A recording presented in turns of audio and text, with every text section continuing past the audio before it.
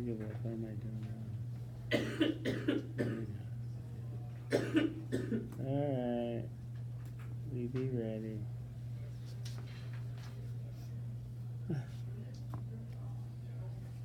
Yeah, go. When you say that your solution will work and will encourage investors to switch to renewable energy, since the EIA has proven that the Midwest is more reliable currently on coal, how do you stop these locations from just switching over to coal that are already dominantly investing in coal? Sorry, can you repeat the first part of your question?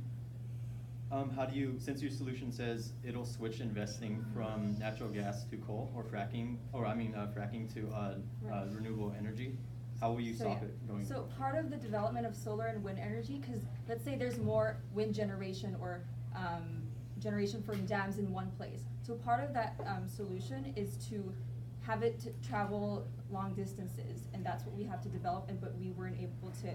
We're just not getting enough funding and enough chance to do that, because funding comes from federal research, and the federal government right now is all about natural gas. So how are we going to do that? I see how there's not enough funding, but how is your policy going to create funding for it? I don't see the link. Well, we are we're reversing all of the funding that's been cut back from reducing renewable energy research. Okay. So since you said that the federal government, including well, you didn't say, but since the White House is currently Republican, so is the Senate and the House.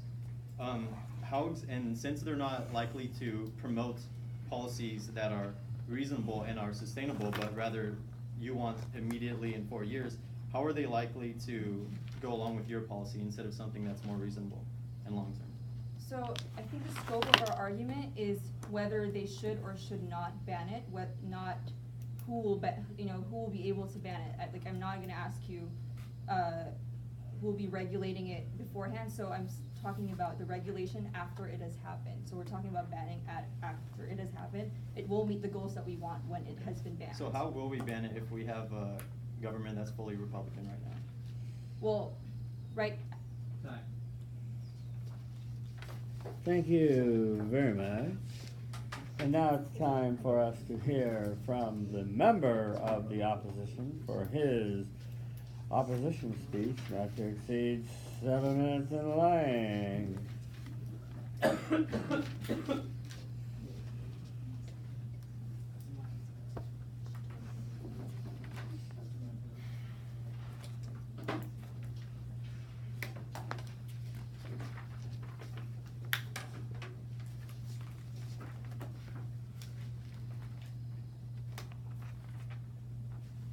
Can I go, Professor?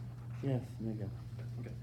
So the motion is that the United States federal government should ban all fracking in the United States. So I'm going to skip over the definition and criteria, burden of proof. I'm going to get right to the problems. I'm going to present a small piece of the benefit that fracking gives that is not stated in this discussion. There's a big piece that is not stated here. And then I'm going to go into how we can manage some of the risk that is more reasonable with government intervention that the Republican government will more likely be willing to pass. So fracking is not good for the environment, but currently essential to our economy. So this is how I'm going to explain. The first point, fracking is primarily the means of acquiring natural gas and oil production. That was assumed in everyone else's discussion, but from the EIA, fracking wells accounted in 2015 EIA article, fracking wells accounted for 67% of the natural gas production and 51% of all oil produced in the United States. So when we say we want to ban fracking, that should be associated with the ban on the primary means of getting natural gas. So that link should be understood now. So the second point is that natural gas is essential for the industrial sector, which hasn't been talked about yet. The evidence in a 2018 EIA article, natural gas is expected to remain the most consumed fuel in the U.S. industrial sector, and it's expected to increase by 40% to 2050 for the industrial sector. So another piece of evidence, what are the industries in the industrial sector that will be affected, that will affect you and most people? This is the industries of food, apparel, paper, organic and inorganic, resin and synthetics, agricultural chemicals, glass, cement, iron, steel, and aluminum. These are just some of them, some of the biggest ones. And it also has been shown by the same article that if the price of natural gas increases, these companies are negatively affected. Okay, so the third point, is let's take a look at one of the industries and let's take a look at the details and how it uses natural gas. Because it's not only energy, this gets very specific in how it uses natural gas. So the agricultural energy. So the link is natural gas. Well, fracking gives us natural gas, which gives us methane, which gives us hydrogen to ammonia to fertilizer. So the end goal is to produce fertilizer, which everyone knows America is a big creator of crops. Yeah. So why are fertilizers important in our economy and in our population? Well, it's estimated by the EIA that if we did not have synthetic fertilizers, then the world population would be 3.84 billion now instead of 7.38 billion. So roughly half if we didn't have fertilizers. So it's very important. And it's not, I want to state that it's not, everyone here is stating that it's all electricity, right? We burn, the way it works is you burn natural gas, it moves a propeller, and then we just create electricity from it. But this process has very little to do with electricity. It's more about the chemistry involved. So I don't know how alternative energy is going to fix the gap that's going to be filled from the chemistry that's required instead of the electricity. It's not necessarily all about electricity. So 4 minutes left. So why exactly is natural gas the main component in fertilizer, or is it? Well, from the IEA and IFA, globally 72% of ammonia is produced from natural gas, globally. The method is also the cheapest, and the second method that's primarily used utilizes heavy oils and coal. So this isn't an electricity need, this is there's two process that is used, and if we get rid of one, we're gonna be using coal because that's the one that's secondary currently. So what is the result of this? Natural gas is vital to the industrial sector, which hasn't been talked about. An outright ban fracking would devastate these industries. In 2016, the EIA reported that the industrial sector used 34% of all U.S. natural gas consumption, while using natural gas for creating electricity used 36%. So everyone here said the 36%. Like natural gas is primarily used for that 36%, but no one's talking about the 34%. And I would argue that we don't even know what it's used in that 34%. I'm talking about the industrial sector here. And because I just showed in the agriculture industry, it's all like, it's not used to produce electricity, it's all in what's called the Haber-Bosch process, which is a chemical process. It has nothing to do with electricity. So let's go into some of the health risk and how to manage it. So this is where the real problem is. So there are certain conditions that has been shown to affect wells, right, water wells. In 2016 EPA report, there are certain conditions that will severely impact drinking water. The evidence is from Deborah Perrone, a former postdoc at Stanford, but now professor at Santa Barbara. Half of the fractured wells of 2017 are within a 2-kilometer range of at least one domestic well.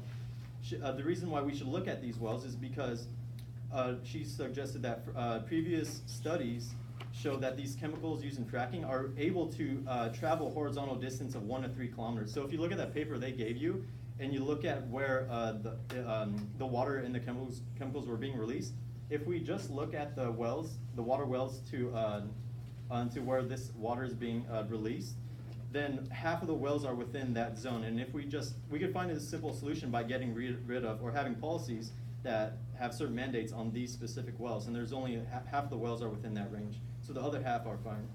Let's talk about soil and oil spill contamination. A 2015 EPA report showed that on spills from January 2006 to April 2012, 457 spills were due to fracking, which was 1% of the total amount of spills as a whole. The reason for this, the majority of the reasons was that it was due to human error, and the common type of spill was flowback or water spillage. So the solution to this, if it's due to human error, if we propose a certain fine on these companies for spilling, then that would incentivize them to increase their employee efficiency, because if the fine was so great, then they would be willing to compromise and spend more money on developing their employees rather than getting rid of the well. So I'm gonna skip the advantages and disadvantages. I'm gonna go to on balance. So we know that sustainable energy is primarily aimed at electricity production. We both want this. We both want independence on fracking on our electricity needs, but we can't transition for everything. There are things we can't. If we assume the affirmatives plan went 100% perfectly, it went 100% well, then we'll still be left with a huge gap in our demand for all the various industries I've mentioned. 4 years is not enough time to change the Haber-Bosch process and how the agriculture industry depends on this. because it's due to the demand of all those links that I talked about, the hydrogen, the ammonia, every single link. It's far greater than the sustainable energy can fix. It's not a problem it can fix. So yeah, so that's about it. I now stand open for questions. Thank you very much. Please come to the front of the so-called invisible podium. Stand together, pretend you like each other, and commence your cross-examination, please. Looking only at me, not at each other. Thank you. So, you said there are problems with at least half of the fracking walls, so are you proposing that we ban half of those fracking walls? We could ban them. We could also just regulate them so that, I mean, like your diagram shows, we could make it so that the way it drills is in the opposite direction of where housing is possibly, or we could just shut them down. There's many options we have. Okay, and you claim that banning fracking will raise the prices of pretty much every good in the industrial sector. So considering that natural gas is a non-renewable form of energy that's been claimed to be a bridge fuel, would you say that the industrial sector is pretty much doomed? Like, don't we have to adapt to a new reality?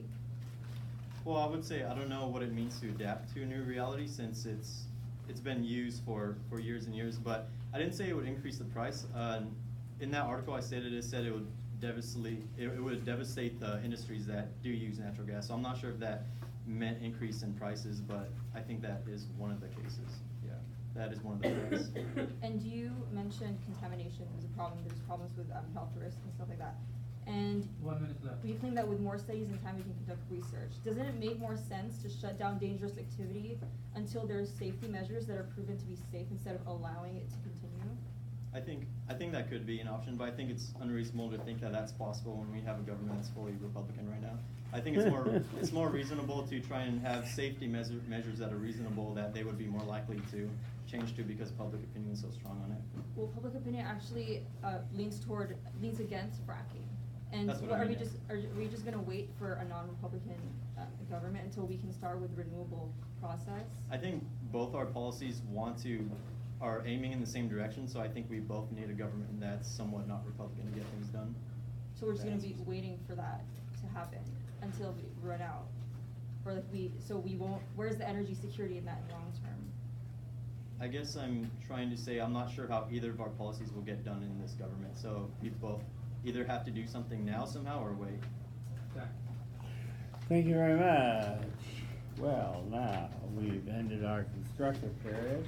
It's now time for that famous refutation period. So we'll first hear from the leader of the government of the affirmative for a 2-minute refutation that includes 4 parts. She said, I disagree because, therefore. Thank you.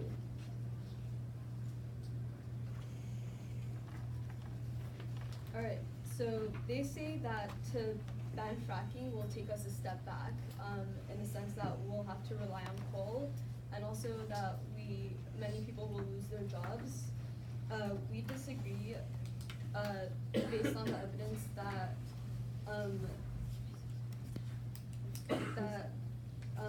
according to the U.S. Energy and Employment Report from 2017, 374,000 individuals work or in whole or in part for solar firms, with more than 260,000 of those employees spending the majority of their time on solar.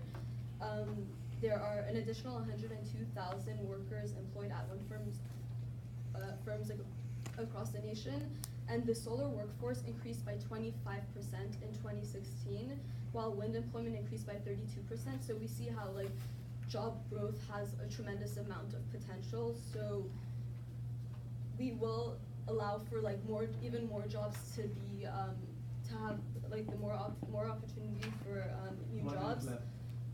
Also, according to a report published by IRENA, solar and wind energy will be cheaper than fossil fuels by 2020. So it shows how it would economically benefit us to use these sources, which will not harm it won't harm people, it won't harm the environment, and there's an economic gain.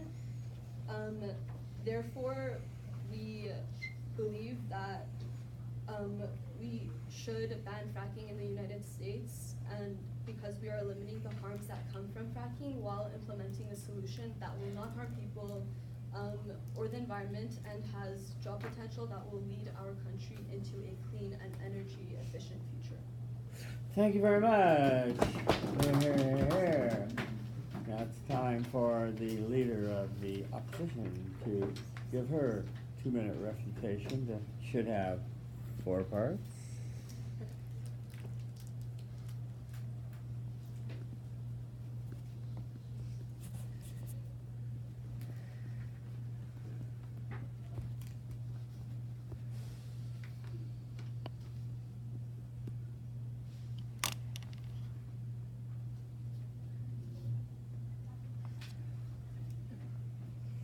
They say that our plan decreases energy research, but we disagree because our plan specifies that tax revenue must go towards renewable energy research. Second, they say that fracking wastes water. We disagree because, according to a study conducted by the EPA in 2016, many fracking sites actually recycle the water, which is included in our plan. Therefore, we should not ban fracking because these practices do not waste water, and there is a way around it. Third, they say that fracking is worse for the environment because of methane leaks. So we disagree because methane leaks are not inherent to fracking. Methane leaks occur because of outdated equipment and not replacing pipes. Our evidence is that according to Yale Environment published in 2014, certain states have implemented policies in which they have to replace piping. Therefore, we should not ban all fracking because this methane harm can be mitigated. Fourth, they say that nearby communities are affected by fracking. However, like Frank already talked about, there is our regulations solve for this because of zoning ordinances, like zoning. So on the comparative, on balance, based on the criteria of net benefits, it is clear that the benefits of our proposal are better than theirs. In their world, their policy does not have a guarantee. It is uncertain because they are hoping that in 4 years, they will be able to find a sustainable energy source. However, in our world, the world of the negative, we regulate and tax fracking. The money will go towards developing an alternative energy source. We admit that there are disadvantages to fracking in its current state, but we believe that our plan solves for this. For all of these reasons, I urge a negative ballot. Do not vote for a government plan because it is inherently uncertain. And I'll leave you with this. Again, natural gas is not an end, it is a means. It is a way to decarbonize and move towards alternate energy. But don't ban all fracking, regulate and tax it. Thank you. Thank you very much. The chair will now hear from the member of the government for her final summation and refutation. It should include 4 parts. Trish, talk to us. Okay, so they say that regulation will work. We disagree because regulations have already been, we've already tried to regulate this, it has not worked. We've already done the regulation, it's been repealed versus bans that are more difficult to lift. Therefore, you should agree to ban all fracking gradually. They say that natural gas is a bridge to cleaner energy. We disagree because natural gas is doing just as much, if not more, harm to the environment compared to coal, not to mention the health hazards it poses. Most importantly, it delays progress towards renewable energy, as we've seen with budget cuts. And of course, if it's cheap, we're going to be relying on it. Or the tendency is we're going to want to sell it to other countries. We're going to want to take all advantage of it. And because we're heading towards that direction anyway, so why don't we start now? And they say that banning fracking will devastate the U.S. workforce. We disagree because fracking workforce only accounts for 0.003% of the workforce in the U.S. And we can also argue that we create new jobs with a focus on establishing a larger renewable energy industry. We're already seeing a steady increase in jobs in solar and wind, and there is stability in the growth of these jobs and a steady decrease in the cost of solar and wind. So there is a great future outlook for this. And literally fracking has 569,000 jobs in 2014. Walmart has more employees. But anyway, that's beside the point. Yeah. So what I mean is that we can create more jobs when we enlarge the industry for renewable energy. Yes, thank you. Thank you very much. And now, last but not least, we will hear from the member of the opposition, Mr. Frank Frisbee, who will tell us why the U.S. federal government should not ban all fracking. In 4 parts of refutation. Okay, so the affirmative believes that many people, loopholes, and policies stand in the way to allow fracking to be regulated. We disagree. We agree, but we disagree that their policies will do any better, because if reasonable safety measures aren't going to get passed, then why would a 4-year total ban on it get passed in this government situation? Doesn't even make sense. Therefore, after looking at what is going on, I think it's reasonable to say that this is a state issue. If you look at who's producing the most natural gas in 2017, Texas, Pennsylvania, and Oklahoma produced 55% of all natural gas in the country in 2016. So it's mostly a state level, and again, some people argue that the 10th Amendment will stop the federal government from regulating anyway, because that limits or it brings up state rights. The affirmative believes that switching from coal to natural gas only delays effective alternatives. We disagree, because we could by banning fracking, we don't have the power of fracking to be able to tax it to transition even faster. Therefore, we should see natural gas as a temporary tool for our means of electricity production and use it to transition for better energy sources. 1 minute left.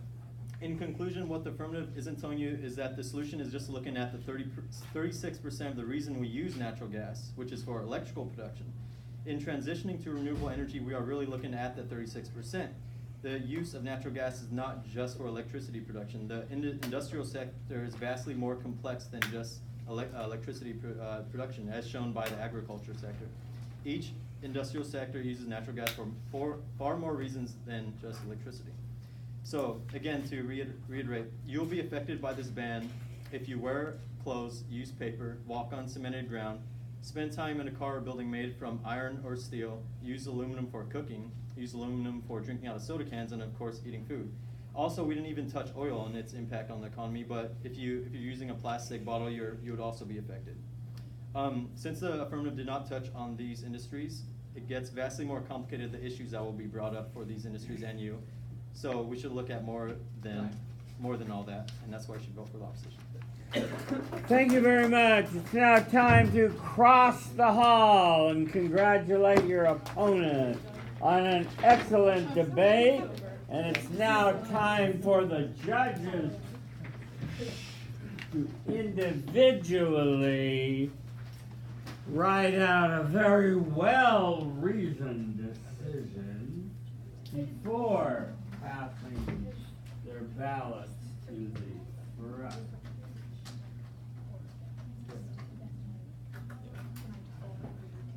Yeah, especially because you don't want to get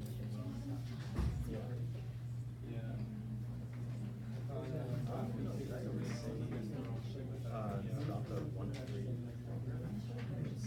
Okay, because like I was looking back.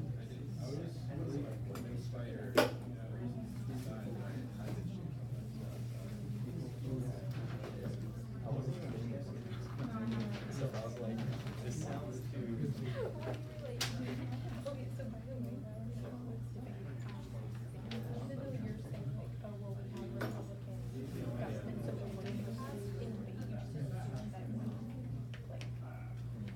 Well, I think that was like a point that was for myself, because it was like more reasonable that if we were to pass something, it would be the opposite. If this were, they wouldn't want to follow it for so they don't actually, let's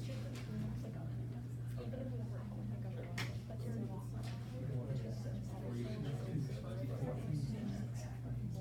but to like they just oh, well, we'll just like I mean, I just kind of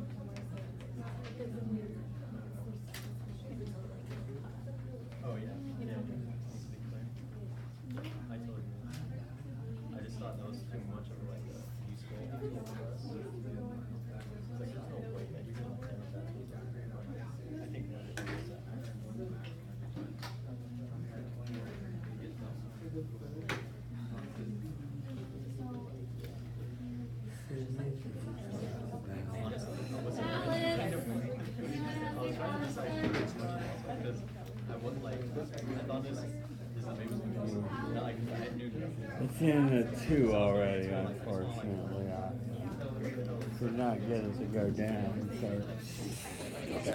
Yeah, I'll be careful. Yesterday it was in I wonder where the film school is. I asked them to show up What? today. You what? I asked the film school to show up today so I would get my credit, but I haven't seen it.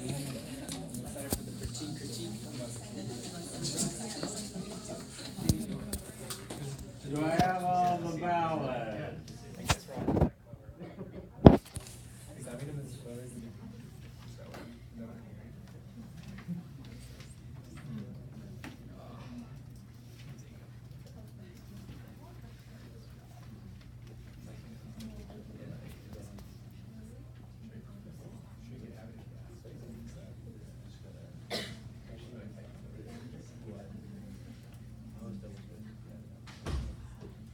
Any more ballots?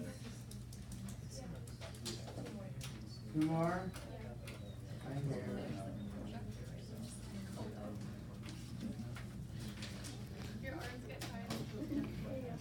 Don't worry, I'm leaning towards the door. You want to do it, Neil? I'll do it. I'll do it. It's a lot of responsibility, sure. Just make sure you don't get this one. Yeah, I know. Just send out an email saying it has to be under 6 months. Yeah, No decision. 5 last week, and I no got decision. 0.5 off because of my word count. Who's elected? So, if you have a WC next to it, it means you got 5. Like, check your Moodle grade, your CCLE. That's your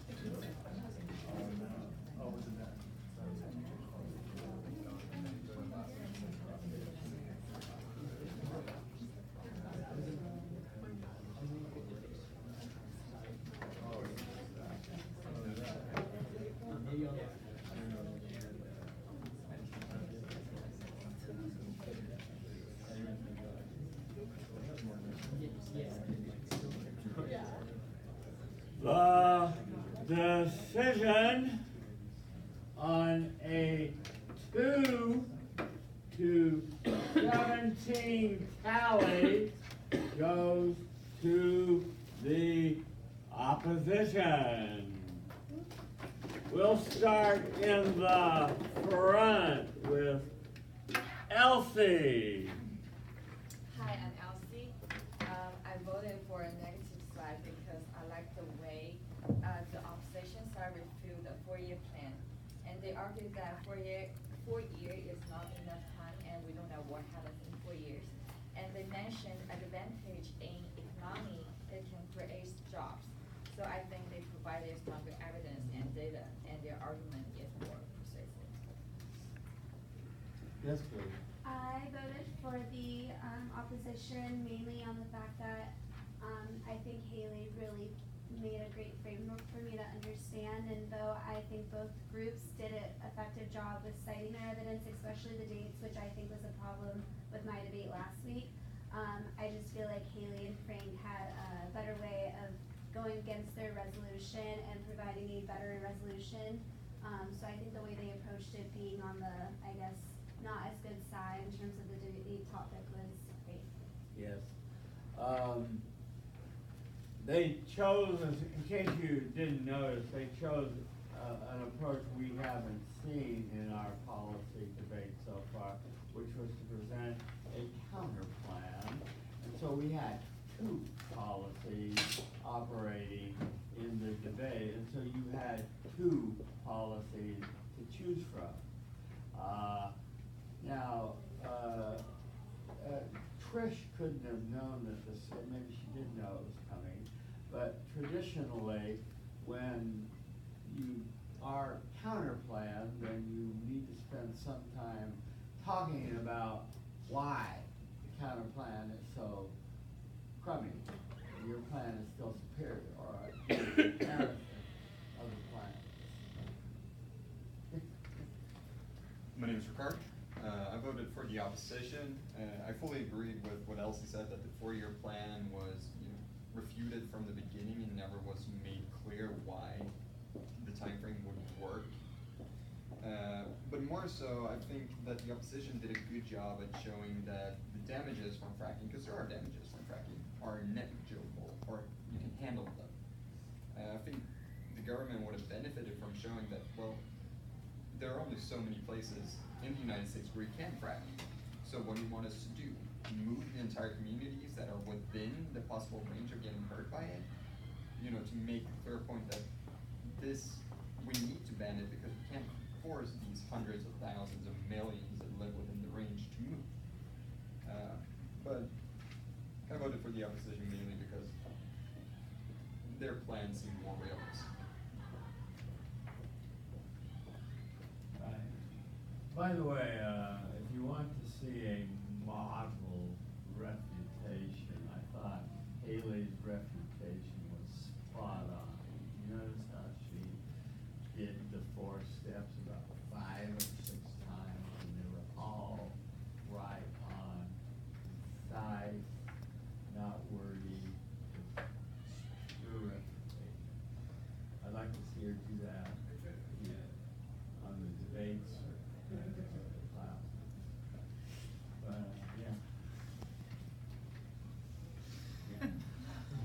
Next, please. Hi, I'm Kiara.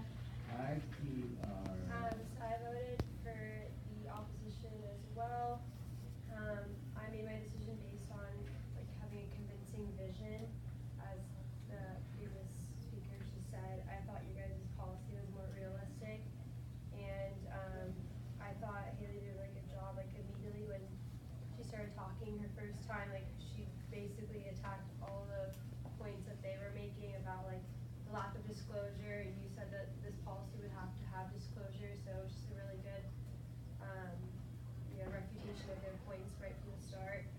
As far as criticism for everyone, I think the second speaker in general could have done a better job just focusing more on the policy and not about human aspects and human harm that's involved with bracket. You focused on the soil, and that was a better job and use of your time as well. But going back into the human impacts, because we've already established that it's bad. But then Haley also showed that it's more attributed to human error than it is to actually the problems of fracking. Good. Thank you, Kiara. Yeah. I think we clearly had 2 distinct policies, and one policy told us that, this was clearly just a transitional fuel to get us through until we could get solar and end up with speed, so. Yes, please. Hi, my name is Lee. So I voted for the opposition ultimately because I did find that their policy was more realistic to implement. I really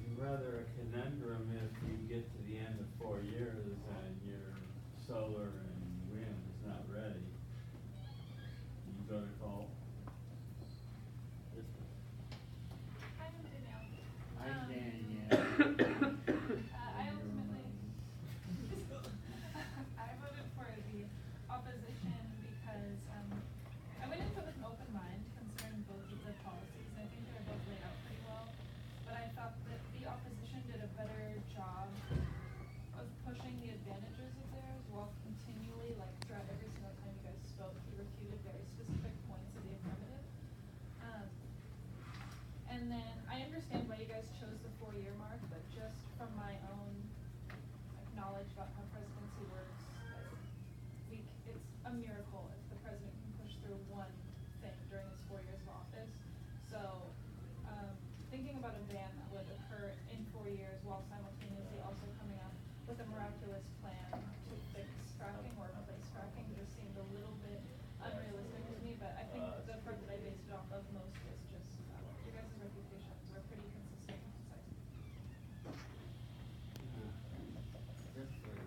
Hi, I'm William. Hi, William. So I voted for the negation mainly because I felt like a lot of their points were uncontested and they very effectively refuted the affirmative case. I did like how during Trish's and Frank's cross-examination, she was like, oh, the scope of the debate is should, not essentially could the US. So I like how she brought the debate back because I think Frank focused a little too much on the Republican and can the US even do this. So I like how she did that. And I think the main point that persuaded me was the fact that fracking does account for a lot of our oil, and Frank pointed out all of these industries, and I felt like because that point was uncontested, that's why I voted for the opposition.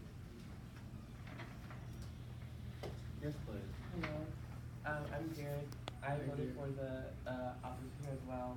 I, like everyone else, think that you guys had you guys really poked holes in their policy, and you guys still had a solid policy of your own, so it was easy to follow and it was very realistic. But I also appreciated the affirmatives, their evidence, and their cross-examinations I also felt were strong. One thing I saw a little confusing on the opposition side was the I don't remember if it was the refutation or if it was in the actual speech, but when Frank went into a lot of the sciencey stuff, I was like, okay, and then then he said I'm gonna skip the advantages and disadvantages, and I was like, well now what? So that kind of confused me a little bit, but I think it all it tied together really well. It came full circle at the end. I think especially with Haley's refutations, it kind of clarified a lot of things. But I thought the evidence was strong on both sides. I really liked how the affirmative handled their tough cross-examinations. I like how Haley in her cross-examination would say it and she'd be done. I'm not addressing it anymore. So I thought that was a cool way to save time, but also be clear in her intentions. Good. Thank you. Yes, please. Hi, I'm Natalie. Hi, Natalie. I ultimately voted for the opposition, and I think that something that both sides, something to watch out for on both sides, to talk about what William was saying about political stuff. I think that talking about the Republicanism, things like that, drew a little bit of the attention away from the overall point of the debate and about fracking. I know that it does relate, but I think that kind of took away from the argument you were trying to make, because I think both sides did have policies that they wanted to explain, and it wasted a little bit of time. And so I think that the reason I voted for the opposition was mostly because, Haley, in your 7-minute speech, I felt like what you were saying was truly a reaction to what they had already said. I think the opposition has that power in the sense that they get to respond first. They don't get to speak first, but they do get to respond first. So I felt like what you were saying, you weren't looking down at your paper. I was trying to base it off good reasons, but I kind of ended up basing it off performance because you weren't looking down at your paper. You were able to speak clearly to the people making the decisions, and you made it so that we could tell that not only were you trying to make your argument, but more importantly, you were trying to prove why this wouldn't work. And that's what proved to me, I guess, and especially in the rebuttal, like Professor Miller was saying, going through and rebutting each individual claim that they had made rather than just an overall thing made it more concrete for me, saying that oh, this is something that may not work. Can it be performance of good reason too? Yeah. Cole. Hi, So Cole. I voted for the opposition. Basically, I voted for the opposition because I thought Haley did a really good job refuting the arguments made by your guys' policy, and I think people have said this, but I think if you were able to address their policy a little more, it would be more convincing. I did like how the affirmative, however, was to Haley's, oh, all these people are gonna get displaced, and then you're actually the percentage of this people is 0.003 or something like that. So that, I thought that was good on the affirmative side. But ultimately, I just think there's too many claims went by uncontested that the opposition had made, so that's why I voted for the opposition.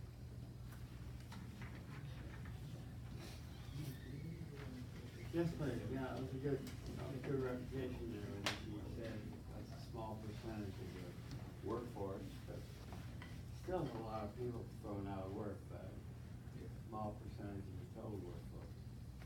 I'm Jacob. I voted for the Hi, opposition. Jacob.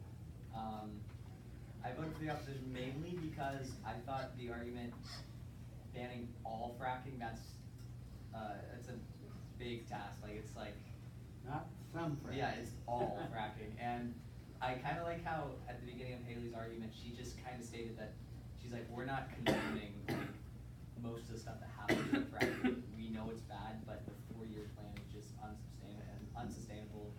And yeah, like everyone said, it just felt like they refuted everything so well, and there was not as much fireback on that side. So Yeah. If you think about it, it was a really, I hate to keep praising Haley. I will. And Frank. But it was really smart to say, we're not going to pretend that fracking is perfect. That just is suicide alley.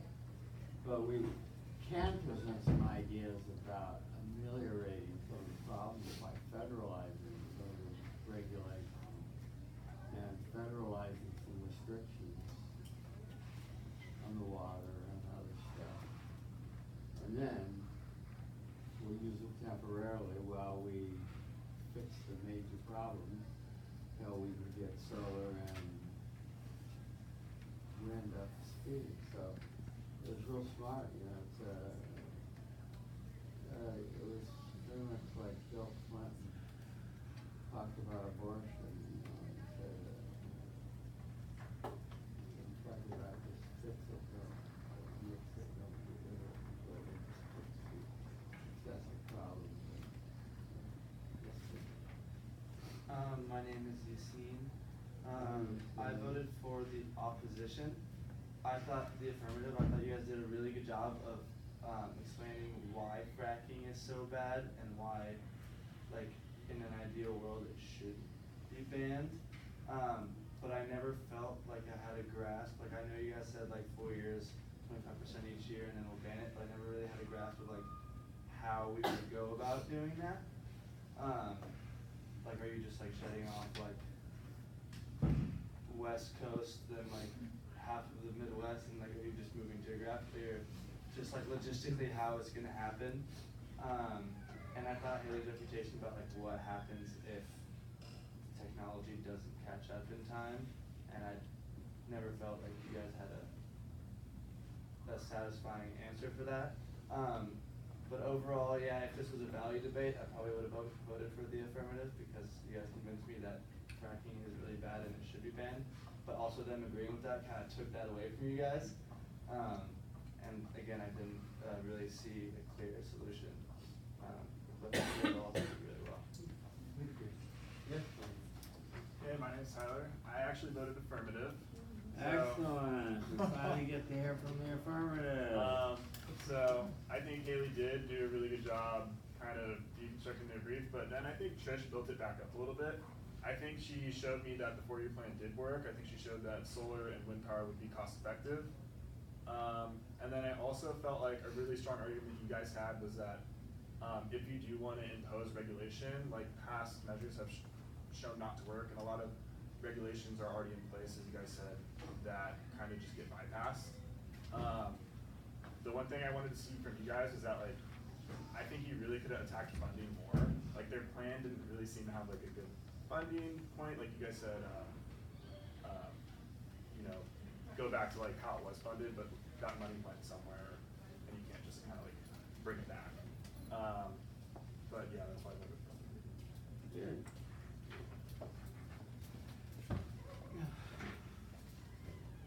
Hi, my name's Arun. Just one Hi, general, Arun. one general compliment. I I would say overall, fracking being a very technical subject, as evidenced by the fact that you guys can give us a diagram before the debate even started. You guys were able to be very coherent in your structure and boil it down to the meat and potatoes and leave out all the extra gravy. That was very effective. So we were actually able to follow a very technical and scientific heavy debate in a very policy-driven format or policy-driven lens. Good. Now, one kind of criticism overall, not in every speech, but in general, everyone was affected by it. Way too many ums and uhs and likes. And just one overall piece of advice, because it definitely detracted from the confidence of all of you guys. Just use filler words. Usually use words like fundamentally or essentially. And that's what it's come after years of practice, but believe it or not, I used to have a major speech stuttering impediment issue. And I still do, but to a much lesser extent. I used to do speech therapy, I had speech anxiety classes, all of that. But if you just keep on practicing and using words such as filler words to replace and like, then it does eventually get ingrained in your vocabulary. But overall, I was really big on opposition, and it boiled down to 2 voter issues. On the comparative, I just believe that Haley and Frank did a good job of illustrating that the issues of fracking were inherent in the codified law, or the law in the books, rather inherent in the regulations. And regulations can be changed without affirming or without voting for this policy. So they did a good job of kind of painting that in my mind. And then the second voter issue was cross-examination. I thought they did a good job of kind of damning your case to cross-examination, and your guys' cross-examination towards them was a whole lot of nothing. So those are my 2 voter issues, voting for the opposition. Yeah, let me elaborate on one of the things that Varun, also known as Arun, just said. In my COMM 1 class, I have a lot of likes, and uhs. And one technique that I found that is very effective is when you're practicing with a live person, practicing your speech or rehearsing, ask them to raise their hand every time you say or like, because many people aren't aware of how often they use that as a filler. And it's just, sometimes it's a matter of just you becoming self-aware that you're using it as a filler. And for people that want to speak professionally, you really don't want to, the like in particular, sound like targeting for being sexist, a valley girl or a valley boy. And the like, you count them up 20, 30 times, and it's very distracting and it hurts the credibility. Thank you, Justin. Hi, Justin. Voted for opposition. I think, Sarat, you did a really good job of putting all the information out there. The only thing wasn't that organized. And then going back, I know Haley, you guys put the ball in her court and she threw it back at you guys. I think there was a lot of holes you could have poked in her argument as well. I think you guys just didn't have the appropriate background in fracking. So I feel like she was saying about the coal paints. You can see there's alternative ways of energy, like stoves, and you can implement the policy for a way where you're going to force the public to use alternative forms of energy versus just coal. You could have said something like that. She did leave a little bit of space. She did a really good job of covering all her corners, but there's a little bit you could have poked through there, and I think that's why it was opposition. Thank you. Yes, please. Hi, I'm Pratik. Hi, Pratik. I voted for the opposition primarily on 2 things. A couple of things. First, I think the opposition was able to effectively take down the policy that was presented by the government side. And the reason for that being, I think whenever you construct any sort of policy, it has to be very comprehensive in that. For your horizon, they were right to point out that it's not enough to pass any sort of policy, let alone banning something that's so ingrained within the economy. As Frank was right to point out that it's not just using those sort of resources for consumers, but also the production side as well. And economically, it's just not feasible. So if your policy was more reasonable and more cognizant of what the economic impacts would be, say, and you necessarily didn't have to take the burden of doing it in 4 years. You could have extended that time limit, or said for that matter that, we can go about it incrementally. However, eventually at a certain point we would completely ban it and replace that with renewable energy.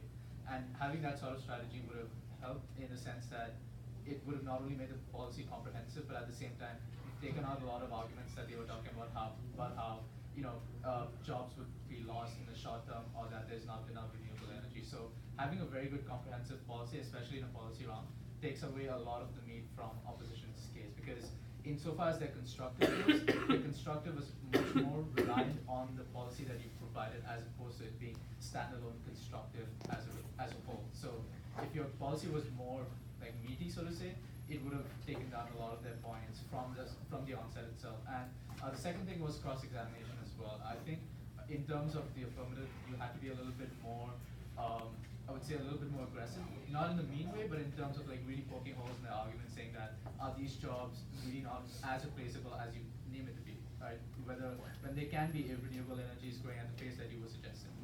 So certain things to keep in mind in terms of that. So yeah, so overall the policy, the cross-examination, even the refutation from Haley was really good in poking holes. So yeah, that's why I voted for the opposite. Thank you, very well said. Pratik, I need to talk to you after class. Hi, my name's Serena. I know that Hi, time's up, Serena. so I'll just cut it really short. But I voted for the opposition. I think I agree with Yassine when he said because it's a policy, it like swung me more towards the opposition because you poked a lot of holes in their debate. I like Haley's reputation, how she made it really clear what parts she was addressing rather than like this holistic why you should vote for me. And she was really like clear cut about it. Like you should be voting for this side, you should not be voting for this side for X, Y, and Z reasons. And I think what swung me the most is the fact that there's a lot of uncertainty. So when it comes to a policy plan, I think that's what ultimately swayed me towards the opposition. I want to raise one last issue. We've often heard from the people in Oklahoma that fracking causes earthquakes. Yeah.